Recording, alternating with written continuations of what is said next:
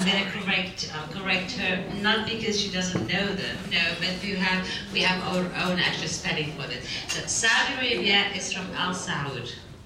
So my father was Saud bin Abdulazis, and my family is Al Saud. Thank you, Layla, and God bless you. May I, Virginia, can I get my eyeglasses? Sometimes I use them because I'm getting old. Right. So, ladies and gentlemen, Mrs. Catherine Lenahan, President of the National Women's Club, and Mrs. Layla Kunis, thank you very much for inviting me for this evening at this place with such lovely people.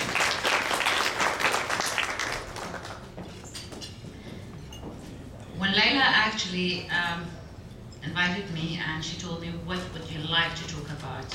And I said, what do you need me to talk about? It's actually, you know, I talk a lot around the world about so many things, but everybody always tells me what to talk about, what they want me to talk about. She said, you know, just choose anything. And I said, all right, I'm gonna be tonight talking to the women of the world and what the world needs.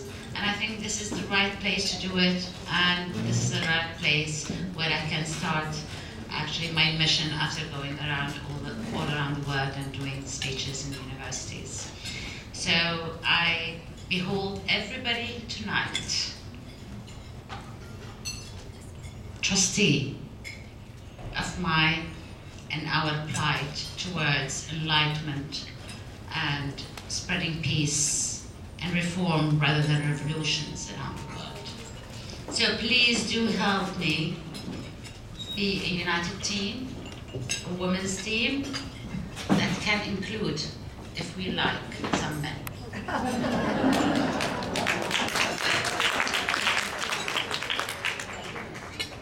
And I hope the men of today who are listening right now and who have been graceful enough to come to this evening would really help us in achieving what we should achieve and what we need around the world. A peaceful world where trouble is erupting everywhere. Revolutions are coming up in every form, in every way. And it's not only the revolutions around the Middle East that I think are erupting, it's revolutions all around the world in different forms, in different phases. So this is the time, I think, of women getting together and saying to the man, enough. You have done quite enough of damage. And it's about time.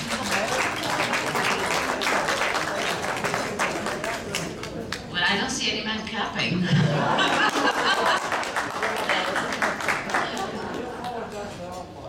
Right. Well, the Greek Empire has been gone by, and the women and the men of the Greek men have done beautiful job and leaving us such beautiful philosophers. But nonetheless, they don't exist anymore. Greece is falling under economical disasters. So I think the women of Greece should roll their sleeves and start building Greece, and from there we'll have another Olympus.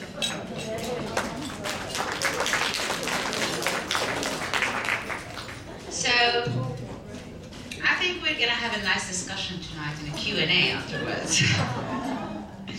But definitely I want to leave here with a peace mission, a united mission.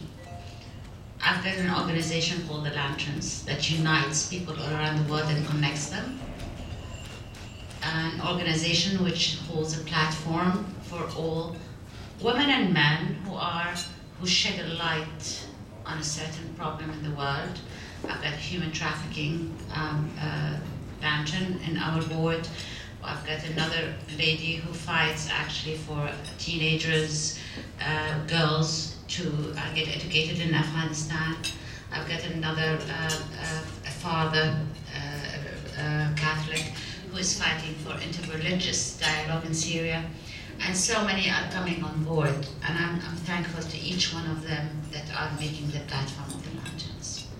So I hope one day one of you and some of you will be joining that platform so we can shed more light into so many problems that are erupting all around the world.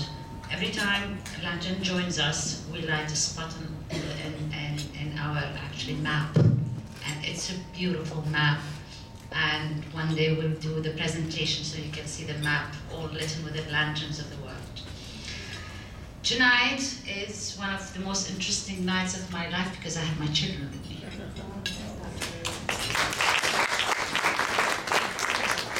And I cherish it because I think they're the ones who are going to be carrying my message, our message, the woman's message. And one of them is my son, and my other son, who's not here tonight because he's in university in Saudi Arabia, and really planting the first seeds that makes us or brings us to humanity as we knew it one day, where people used to sit on a table peacefully and have grace in all languages, in Hebrew, in Arabic, in Latin, with nobody knocking on the door and telling them what language or what religion are you praying with. So this is very important times in our lives that we should be holding together the candle to the future of our generations who are coming, taking over in the world. Because there's a vacuum, and this vacuum should be filled with the proper leaders of tomorrow. And I see that we can make the way for them and just teach them how to be leaders, simply. Because if you don't teach people how to be leaders, they will never be able to lead nations. And the United States of America is leading the world right now. So I think it's about time that we choose a woman leader for the United States.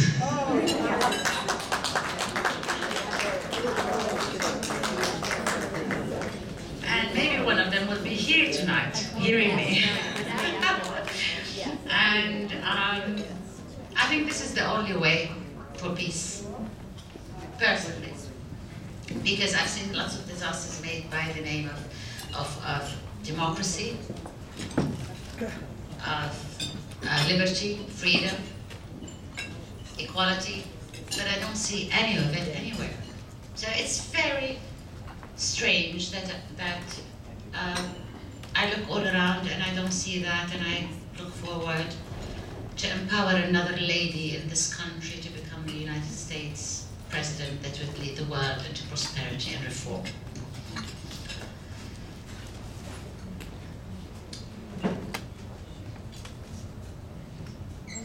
Finally, I'm going to read from my paper. Firstly, I would like to thank the organizers for making this event possible, and I'm delighted to be here with you all, and it's an honor. I note with admiration that you were founded by suffragettes almost 100 years ago, which is quite an achievement. And I think your club is one of a kind that should be replicated all around the world.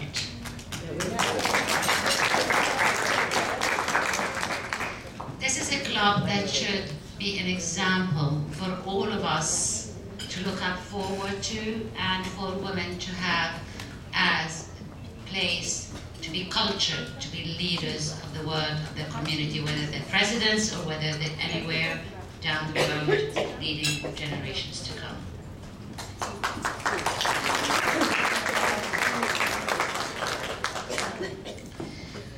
I have my own understanding of what it takes to further the cause of women in the world, and so your long history as suffragettes is one I salute. I was always pleased to see that your founder, Henrietta Wells, Livermore, attended Wellesley College,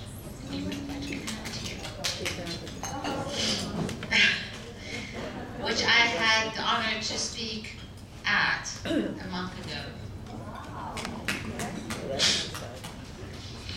Sometimes when I listen to the others talk about women's rights, I'm struck by how differently they frame them to me. And I find all women's rights and problems are just the same.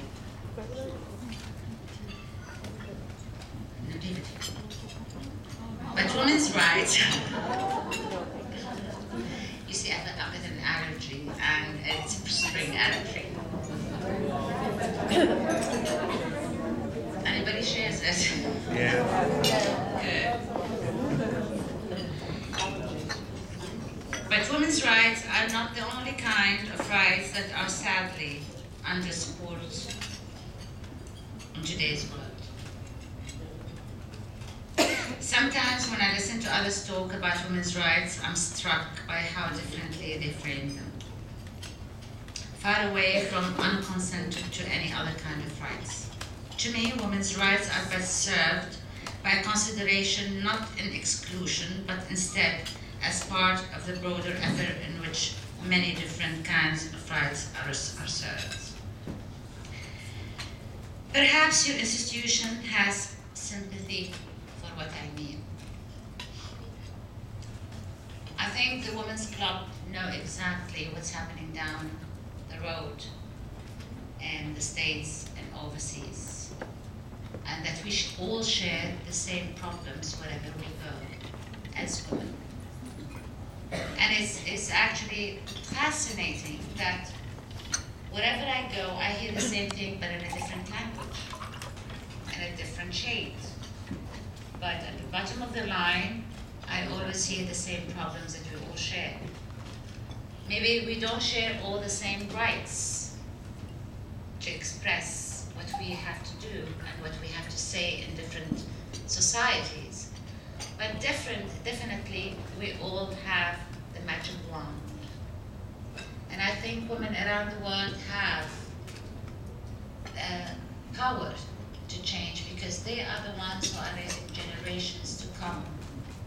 They are the ones who are nurturing men in their laps, and they're breastfeeding the milk of power and injustice. And it's about time that we turn around and we look at ourselves within. Where did we go wrong? Where did the women go wrong among history? That we have created such a world that is just so unjust and so unfair and is fed by power and money, and nothing else is connected to mercy and soul control. I know that a long time ago here in the States you had soul music, and I wondered always, why did they call it soul music? And now I think I just found out because it comes right from down the soul of the person and really reaches up to your heart. And I just heard tonight that some resolutions were made by jazz and by jeans, and that wars were conquered by actually really passing over the art of culture rather than teaching them how to shoot each other. So it is very important for us to know that we all share a responsibility to change. We all share the responsibility to make something out of our power that we hold, out of our name and position.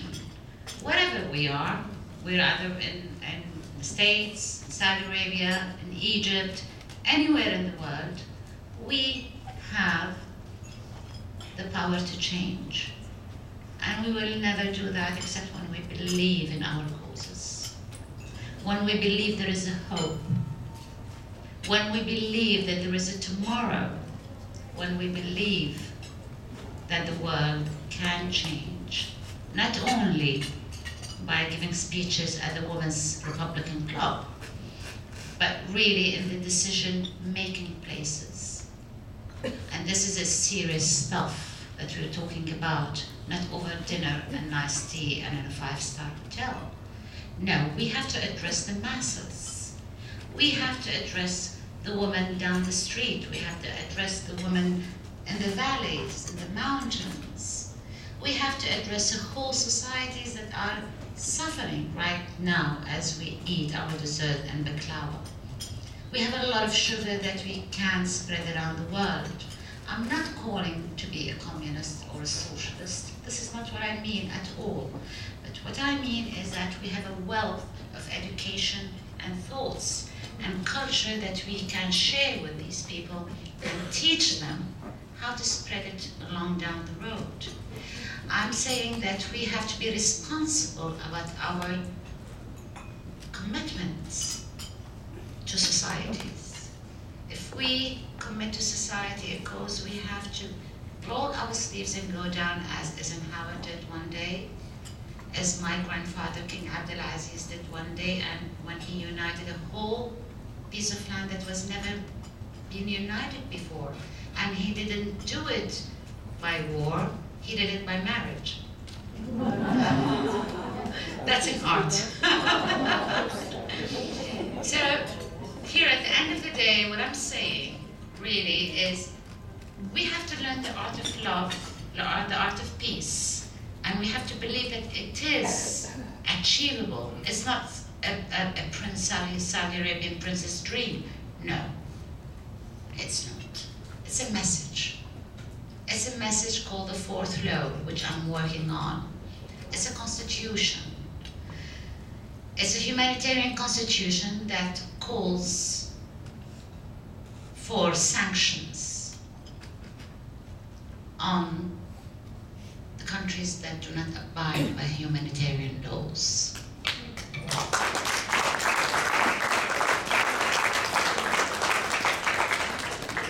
I call on P5 for humanitarian rights. I call upon governments to get together and apply as much sanctions on countries that do not apply and implement humanitarian rights. And thus, this is the only way to escape revolutions. Revolutions were not made because somebody wanted the power only, but because people had enough. They had enough of violating human rights. I'm just going to leave my speech on the side and I'm going to carry on if you don't mind. I think everybody had enough, and everybody thought by the revolutions we're going to have rights, women's evolving into their positions, and getting somewhere along the line and joining the men in their ventures and leading the world into a better place. And what I saw is a completely different story. I saw women's rights being ripped out of their soul. I saw women going behind the scenes more than ever. I saw women going where they weren't before. And this is bad. This is really bad. So everybody have to see what I'm seeing. We have to unveil to the world what revolutions are making. They're making monsters. I know. They told me, look at the French Revolution. It took them 100 years to go to settle down and have a superb, lovely society and rules.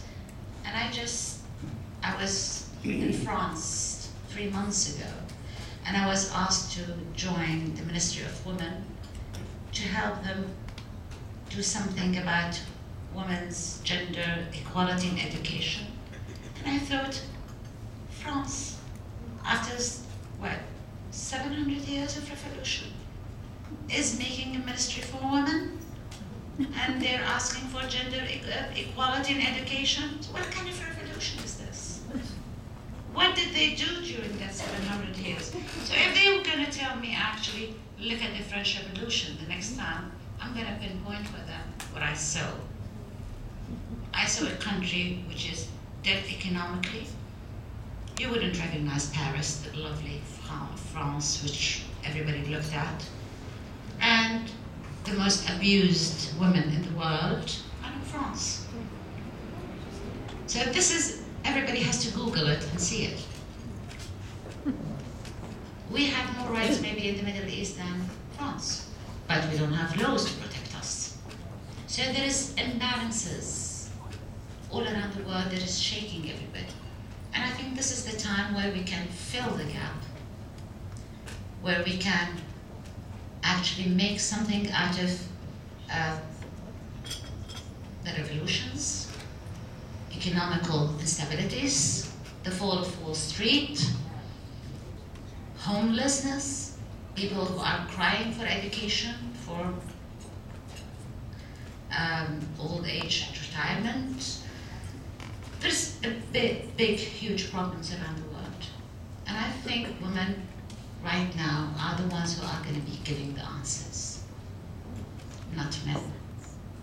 Why? Not because they are not bright and beautiful, lovely husbands and sons, but because they have put us in a big, huge whirlwind like the Wizard of Oz. And we're just swapped by this whirlwind, and we don't know where we are right now. And if I ask anybody, do you know what's happening in Saudi Arabia or in Kuwait or in Egypt, they would tell me, yes, there is a revolution, but do you know what destruction there is? Did anybody know how much people are suffering? Civilizations have been swapped in 1 year from the face of the earth. Syria, who has survived 30th century, is the first city that's been recognized in the world, have been swapped. Aleppo, Damascus, lots of places that had culture, the oldest cultures in the world. Iraq, they haven't left a piece standing of culture. You couldn't now recognize Damascus, you couldn't recognize Egypt, and I think the next thing in line for the Muslim Brotherhood is going to be destroying the pyramids.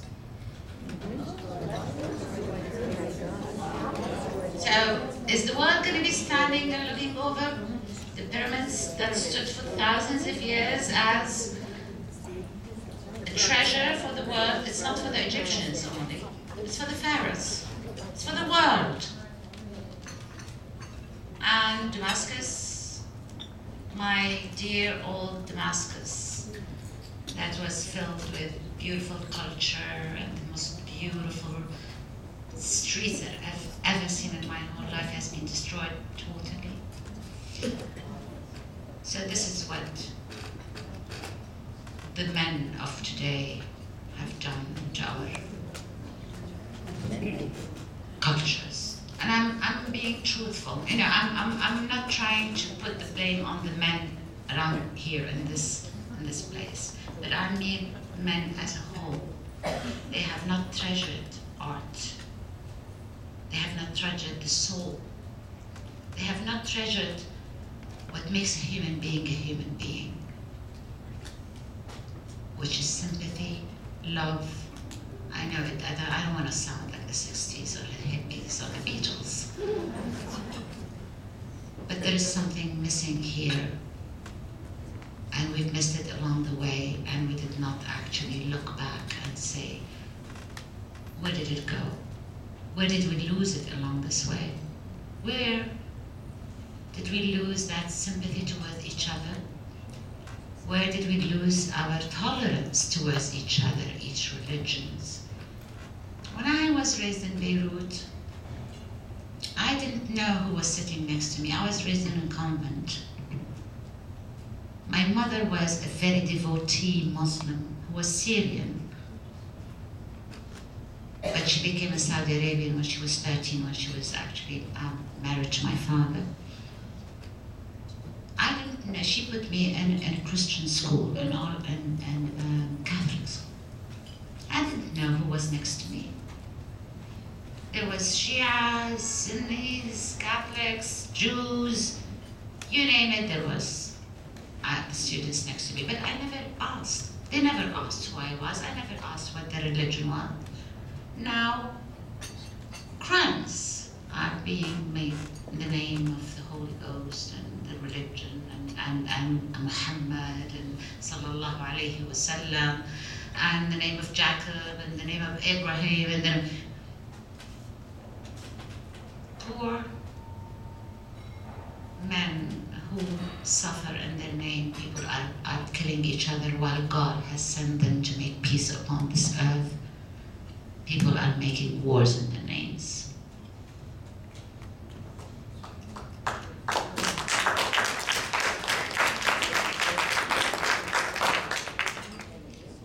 So I think, personally, and I'm just here to talk to everybody, to reach out, that we all can start to connect to each other, to lighten up the map in the world with voices of peace, voices of enough is enough. We have to have a humanitarian team versus governments that is not against governments, but that helps governments in achieving their intents and purposes without wars and revolutions. I'm against making revolutions and taking over the power to whoever is there. Why? There's a very good reason, because there's nobody to replace them, and we can see it right now. We have taken, in a moment of enough is enough, all the people in power over there, but we have not thought for a minute, who are we going to be putting over there? There's nobody to replace them, so why replace them in the first place? Why not work with them to reform, and by pushing the right buttons from different places of the world? If the United States of America, with, let's say, Soviet Union, let's say with all the great powers, the EU and everybody, works on the humanitarian side rather than selling arms and backing this and backing that one and doing this, and we will not actually come out with anything. We know we're just leaving destructions everywhere we go. That's why I thought there must be something that we can replace all the existence bills around the world, and I came out with something called the fourth law. The fourth law is simply something very simple to understand, and it's not actually something of my invention. It's not an invention, it's just an equation. It's built on 4 pillars: security, freedom, equality, and education. To all. So if you cover these 4 pillars and you give it to people, regardless of gender and color and religion, you would have peace, and you would have the day-to-day person protected.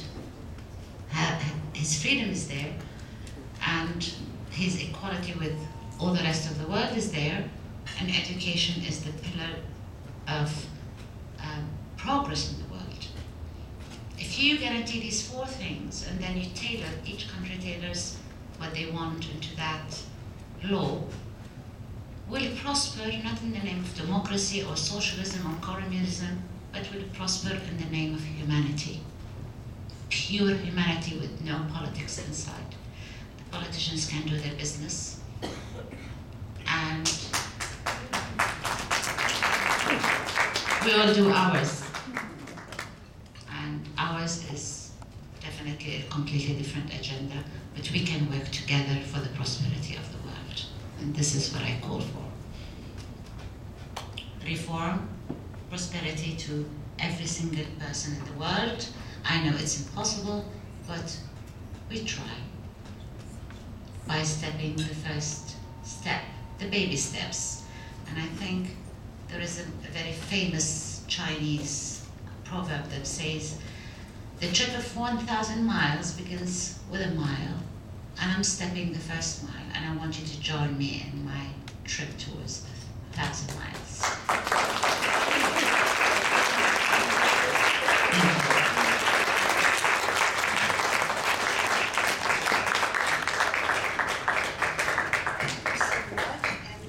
Princess will take some questions.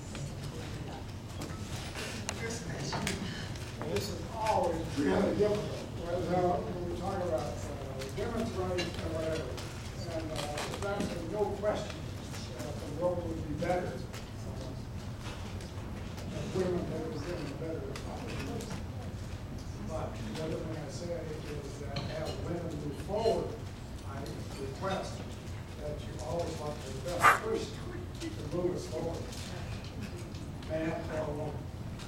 And Oh, definitely. The problem is, as this pressure goes for women's rights, you're overpowering men that they should have a say in the way we should go.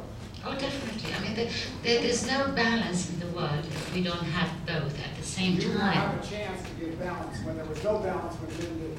Definitely, definitely, and that's why this is a very good, important point, is the balance. Men have to give half of their seats to women. There's no question that's going that way. So, we don't have time to wait. We have to make, the transaction very fast as a tweet. Choose your best people. There are good men who will help you. Well, if I choose them, would they come on board? Yes, they will help you. Yes, they will help you. Perfect, perfect. If I'll take you as the first one. And you would choose the rest of the team. No, I mean it. I mean it too. Good. Please. While it's taken the United States 250 years to realize that our next president would probably be a woman. Maybe. Hopefully. That's a function of democracy. Do you think that Doesn't mean democracy. Do you think that environment is actually where women could be in a position of leadership, country leadership? Do you think that environment exists in the Middle East? Does this environment exist where? In the Middle East? Oh, definitely. It's a very good, actually, soil to plant right now. It's it's the time of planting seeds. And if we take this revolutions into consideration, that we have to push the women to the front rather than put them at the back, it's the right time to do that. But Is that reality though in the Middle East? it's not. But that's what I'm saying. It just seems like such an improbability. Well, it was an improbability also when I heard that until now women were not actually allowed to be at the front lines in the United States of America, except lately. I thought that I didn't even know it existed, and I thought until now, in Jordan, they are at the front lines since 50 years. So in the States, you just gave them that honor. So what is applicable here is applicable there. So yes, it is. As it is here, it is here. But, thank you. But what is most important is that we have to be one team to do that. You're a woman, I'm a woman, she's an activist, she's the head of the Republican club. We can all be a team in achieving something, and believe me, we can, with men like the gentleman over there. Thank you.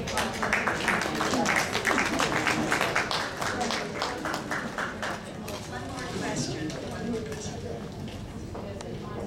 I'd like to bring the issue Oh, any vision is a good vision. That's the thing, right? We don't know who came first. We really know. But biologically speaking, men come to the woman. Life began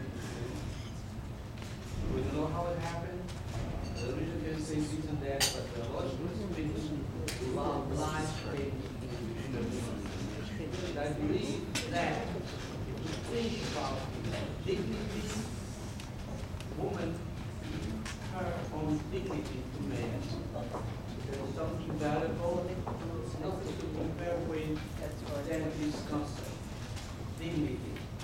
If you're united, convinced of this principle, dignity of a human being, male or woman, there is no difference. True. Man and woman. Could you repeat what the gentleman said, please? We couldn't hear him. I couldn't hear him. He's talking about dignity. It doesn't matter actually if you're a woman or a man. If you have your dignity, you're a human being. So this is the really issue and vision, is that men came from women, not the other way around. It's not the egg first or the chicken first. So yes, dignity is the most important thing in the world. Actually, if you have it, you can't lose it. We have another question. Yes, Thank you very much, Princess. for Thank the you. speech. It was very, very inspiring, and Speak what I loud. want to wish for What? you. Can't hear you. Thank you very much for your inspiring speech. thank you. And as a New Yorker, I want to welcome you, Marhaba. I want to say that I lived in the Middle East and North Africa and am very familiar with your culture. So the question I have for you is, would you recommend on a practical basis, from what you say, it was very philosophical, on a practical basis, would you recommend establishing quotas for state, local, or government officials to have a certain percentages of women represented? You mean, is it possible? Is it possible in real life to do that in the Middle East? You mean? Anywhere, of course. I mean, I think personally, if you press the right button, if you speak the right language, and if you have the right mindset, you can do it. But if you just speak around tables and dinners, and this is what you want to achieve in life, is being heard in the media, but not real implementation. You do not come with that engine to make it happen. It won't happen. You have to create the engine for the body of the car so it will actually accelerate and go further. And this is what we need. We need an engine. We need an engine for the women to be able to accelerate and go forward in implementing what we are talking about tonight. Thank you. Yes. Thank you. We thank you for being with us, and we'd like to present this. Thank you very much. Okay. I would answer you. Don't worry. Our Constitution says all men are created equal, and that the man is mankind, created equal and endowed by our Creator with certain inalienable rights.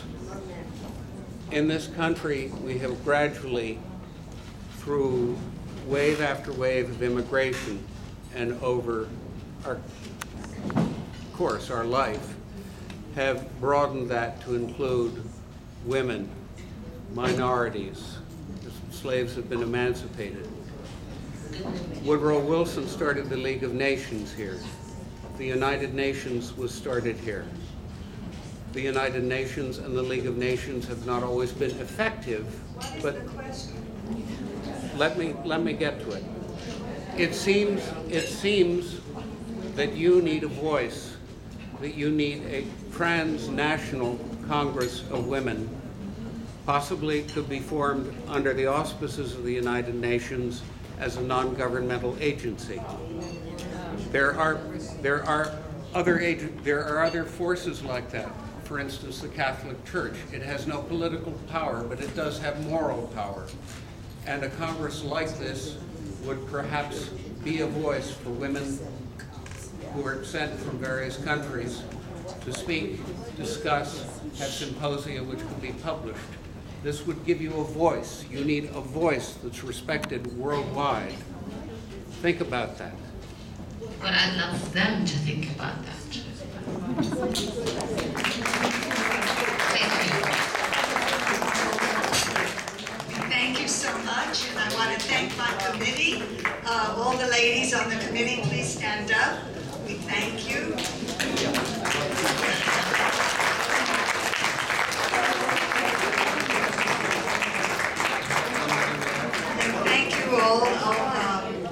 want to thank Carol and our chef for the wonderful evening.